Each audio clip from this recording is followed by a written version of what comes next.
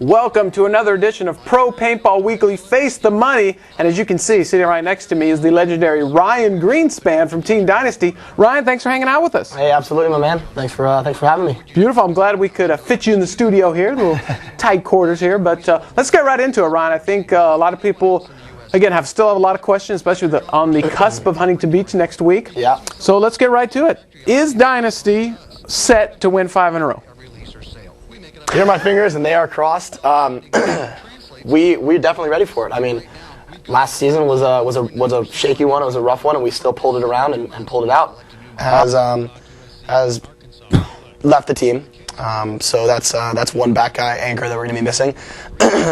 Brian Cole is with his girlfriend, traveling around the world, enjoying life. Can't blame him for that. We still have myself, Todd, Davey. Angel's now back. I know that he missed the last 3 events because of a knee injury. He's back. He's fast as ever, and he's running down the snake like a wild man, like he used to do. We have Todd Martinez is still here, Yosh Rao, Alex Fragi, then little Justin Schwartz. Johnny Perchek quit in the middle of last season because of personal issues and is back with us for Huntington Beach, and we're all real fired up to have him back on there. You know, he's one of the original members. And I know he's been practicing hard and playing a lot, and he's real fired up to be here. You heard it here first on Face the Money. Ryan Greenspan dropping big names. The Dynasty is picked up and repicked up, and I guess Davey's back now. Is that correct? Yeah, we grabbed Davey in San Diego from Excessive, and he's been 110% ever since. You know, so that's wonderful. You know, you can't ask for more, you know, from him. Excellent. Now, off camera in the green room, we were talking, and Ryan so humbly reminded me that actually, Evan, this is technically 6 in a row because Dynasty won the 10-man. For those of you that don't know what that is, there were actually 10 players on the field at one time, and we were bigger. Yeah, in the woods, and it was somewhat of an interesting to do. But then we went straight from 10-man to the new NPPL format. So 5 in a row. Super 7. Yeah, this will be the 5th Super 7 if we go ahead and win it. Our 5th ring, which is kind of neat. We got a bunch of those guys. And you didn't bring any today. I didn't. You know, I kind of forgot. As a matter of fact, we haven't even gotten ours from last year yet. They're still on order. Apparently. Thanks, guys. But you still have 4 though. Yes. Or 3. I mean. 3. Okay. I have the rest of them sitting in little boxes in my house with my name on them. Okay. So they're pretty neat. It's cool to know that we're the only paintball players who have those. That's right. Kind of rings, you know. That's right. And 4 of them at that. All right, Ryan, speaking of the rings, let me ask you this. Do you actually wear them in public? I mean, do you walk around with them and hang out at the beach and show the girls? No. The rings aren't like cool show-off things. Anyways, I can't really fit. They're so big on my finger. They're real gaudy. So I just have them in there.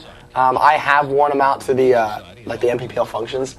But even then, it's like I like to think of myself as a humble and modest, you know, and I don't want to run around with these giant things hanging off my hands, you know.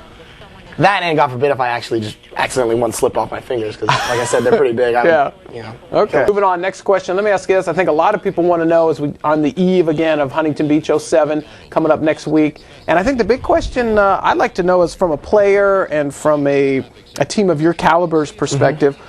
Obviously, Huntington Beach is the event of all events. I would think the Super Bowl of paintball. So yeah. I think from a respect point of view, you have to say, wow, look how far it's come. Look at what they've done. This is exciting. But on the flip side, what kind of improvements would you like to see? I'd like to see it back underneath the pier. I know that the first 2 years it was underneath the pier, which was awesome. People could watch it from all over, and then they moved it further south.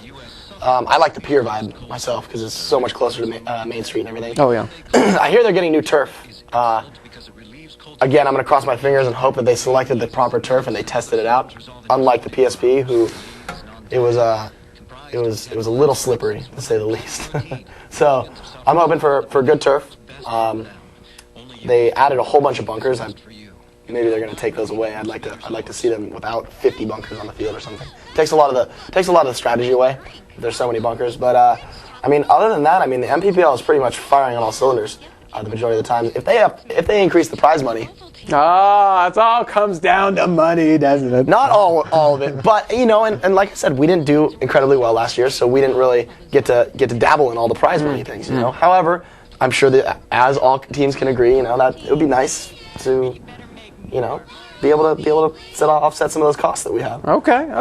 You know, I have friends personally who are professional athletes, and I mean, he's one person, and if he were to win a tournament, it's like $30,000 or $40,000. You know, simple. Come on, NPPL. PSP too. I mean, so I'm not just pointing the finger. The PSP actually brought the prize money down. I mean, we took third place, and that paid for our entrance fee.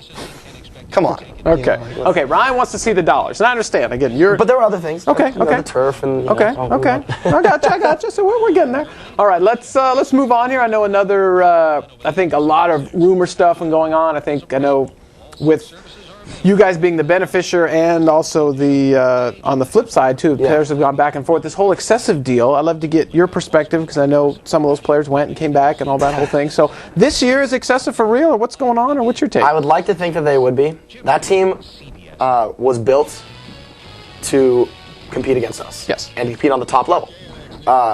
And knowing a lot of stuff firsthand from Davey, you know, the way he says it, the catalysts are still on the team. The reason for a lot of the people breaking up and moving away, those guys are still in control of the team. So I wish them the best, as always. You know, I don't like to wish bad on anybody. But the team, I mean, they did show everybody up by taking fourth place. I think picking up Marcus Nielsen was a pretty good move. I think that they have a lot of kids that have talent, raw talent, but it's going to, again, take them time to mold those guys like they did before. You're straight from the horse's mouth there. I'd like to see what you think, Ryan, would be your predictions for the NPPL top 5 for not just Huntington Beach. We'll do Huntington Beach to start, and then we'll do the entire year. Huntington Beach, I like to think, is almost a precursor for the year. I like to think that those top 5 guys are going to be at least in the top 6 or 7. I'm going to have to go with Dynasty being number 1, just because, well, obvious reasons. A little conflict of interest, I guess. Now, the next 4 teams, I don't know what order, and I'm pretty bad at predicting things, to be honest, but Ironmen are looking really strong this year. We have Joy Division, who kind of were a sleeper team last year, them and Rage, as a matter of fact, and they came out of nowhere towards the middle, and they just kind of, I mean, they came out hot, to be honest with you. So I'm going to have to put them in those in that top 5. So that leaves 4, so there's one other team. You know who has actually impressed me, and we actually are practicing them next weekend, or this coming weekend, is Impact, the team from Canada. The only pro team to come out of Canada is actually looking good. If you watched any of their semi-pro games last year, I don't know how well they're going to do right now, but I'm gonna give them the benefit of the doubt and say that they're going to do real well overall. So the 5th spot, I guess I'm going to leave open a little bit. You know, there's teams like Naughty Dogs who can surprise you. They're surpriser teams, you know. Naughty Dogs are up there. Oakland Assassins, we played them also in LA, and they did really well. They have some new talent on their team as well. And then that's pretty much the guys. I'm not going to put excessive in there. Maybe they'll be in the top 10, though, I'm thinking. For the whole season, again, I'm just going to have to go with the track record that Dynasty's had, and just, you know, like Vegas has always taught me, is stick with the, you know, the streaks. So Dynasty is number 1. Number 2 is a toss-up between Joy Division and Ironmen. Obviously, we've had our differences between both of those teams.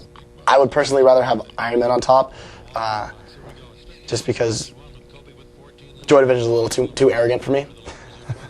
Gonna go ahead and throw that out there. I do like the Swedes, but sometimes they can be a little iffy. Again, Rage was up there, and like I did say, Huntington Beach is going to be kind of a precursor for the year. The teams that are going to finish on top there, I think, are going to do well. All right, folks. Well, Ryan, we appreciate you hanging out with us. A pleasure to have you here in studio. My pleasure. Thank you, sir. All mine. Nice. Well, folks, that wraps up this edition of Pro Paintball Weekly's Face the Money. For Ryan Greenspan, I'm E Money. God bless, everybody. Take care.